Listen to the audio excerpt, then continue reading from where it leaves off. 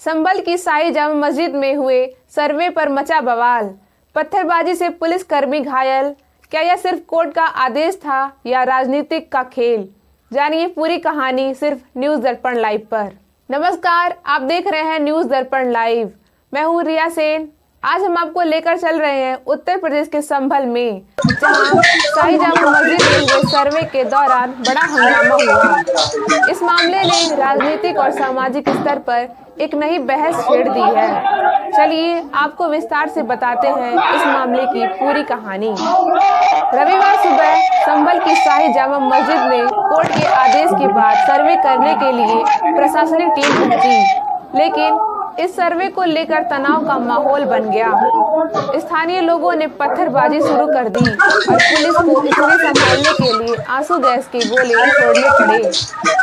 संभल के एसपी कृष्ण कुमार बिश्नोई ने जानकारी दी कि इस हिंसा में कई पुलिसकर्मी घायल हुए हैं। जनपद संभल में आज माननीय न्यायालय के आदेशानुसार एक जामा मस्जिद है, उसके सर्वे का आदेश हुआ था।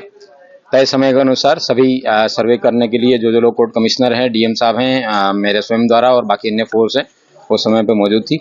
कुछ लोगों द्वारा उस सर्वे का विरोध करने के लिए लोगों को इकट्ठा किया गया और इकट्ठा करने के बाद में उन्होंने सर्वे जब चल रहा था उस समय उन्होंने पुलिस पर पत्थरबाजी करना शुरू किया। पुलिस ने उसका जवाब दिया है और उन लोगों द्वारा कुछ पुलिस के सब इंस्पेक्टर्स हैं और उनकी गाड़ियां जो जामा मस्जिद के परिसर के पास में खड़ी थी उनमें आग भी लगाई गई है। उसकी वजह से कुछ प्रॉपर्टी है उसको हानि भी हुई है, लेकिन वर्तमान में जो कानून व्यवस्था है वो कंट्रोल में है। सभी जगह शांति व्यवस्था व्याप्त है, ड्यूटियां लगाई जा रही हैं फिर से। और ये बताना भी उल्लेखनीय है कि सर्वे जो था कोर्ट के द्वारा मैंडेटेड था वो सकुशल संपन्न हो गया है। Thank you. ये पुलिस की सरकारी गाड़ियां नहीं है, पुलिस के सब इंस्पेक्टर्स की प्राइवेट व्हीकल है जिनकी कार्स हैं। लेकिन ये बताना जरूरी है कि उससे 10 से 15 मीटर दूरी पे इन लोगों की अपनी जो प्रॉपर्टी, अपनी जो गाड़ियां हैं उनको इन्होंने आग नहीं लगाया, लेकिन जिन गाड़ियों पे पुलिस लिखा था उन गाड़ियों पे आग लगाया। ये दर्शाता है कि इन लोगों द्वारा टारगेटेड तरीके से कोई एक हुड़दंगी भीड़ ना होके एक टारगेटेड तरीके से पुलिस और प्रशासन को है वो चैलेंज करने का काम किया। इन लोगों के खिलाफ एनएसए की कार्रवाई है वो अमल में लाई जाएगी।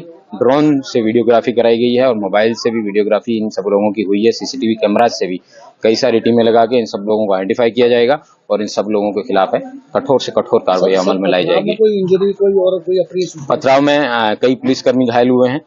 उन सब लोगों का मेडिकल है वो करवाया जाएगा। एक दो को अस्पताल भी भेजा गया है। अभी स्टॉक टेकिंग है वो लिया जाएगा। उसके बाद पुलिस की गाड़ियों को निशाना बनाया गया और कुछ गाड़ियों को आग के हवाले कर दिया गया। प्रशासन का कहना है कि उपद्रवियों की पहचान कर उनके खिलाफ सख्त कार्रवाई की जाएगी। इस मामले में कोर्ट के आदेश के बाद एडवोकेट कमिश्नर रमेश राघव के नेतृत्व में टीम ने सर्वे किया।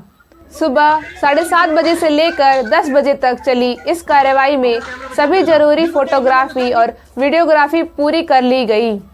रिपोर्ट 29 नवंबर को कोर्ट में पेश की जाएगी। इस दौरान पुलिस लगातार लोगों को शांत कराने की कोशिश।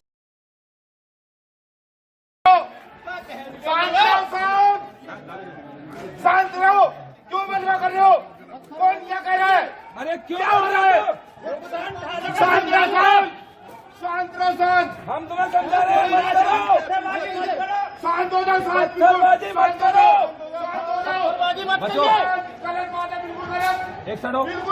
बार अपील करते हुए सुने गए, शांत हो जाओ, क्यों दंगा कर रहे हो। हालांकि स्थिति कुछ समय के लिए नियंत्रण से बाहर हो गई थी।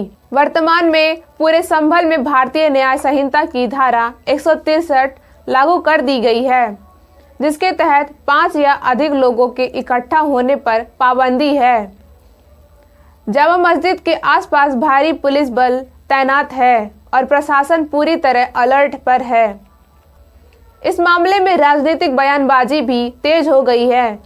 समाजवादी पार्टी के अध्यक्ष अखिलेश यादव ने आरोप लगाया कि सर्वे टीम को जानबूझकर शाही जामा मस्जिद भेजा गया। सर्वे हो चुका था, चुनाव के चर्चा न हो पाए, हमारी आपकी प्रेस गड़बड़ा जाए,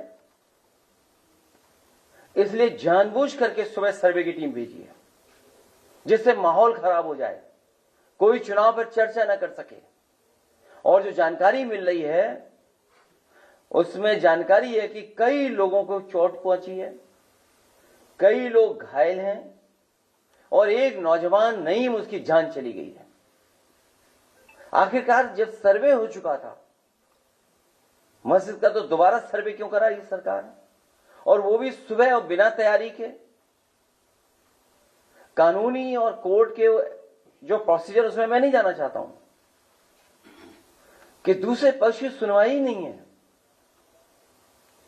कोई सुनने वाला नहीं है दूसरे पक्ष को। और ये जानबूझ के इसलिए किया है कि आज किस बात पे चर्चा हो, किस इमोशन पे चर्चा हो, ये जानबूझ करके सरकार ने कराया है ताकि सांप्रदायिक माहौल खराब किया जा सके। वहीं प्रशासन ने इसे कोर्ट के आदेश पर हुई सामान्य प्रक्रिया बताया है। तो यह थी संबल हिंसा से जुड़ी ताजा जानकारी। इस मामले पर आपकी क्या राय है? क्या यह सिर्फ एक कानूनी कार्रवाई थी या इसके पीछे कोई राजनीतिक मंशा भी है? अपनी राय कमेंट में जरूर बताएं। न्यूज़ दर्पण लाइव पर जुड़े रहिए, क्योंकि हम आपको हर खबर के पीछे की सच्चाई दिखाएंगे। धन्यवाद।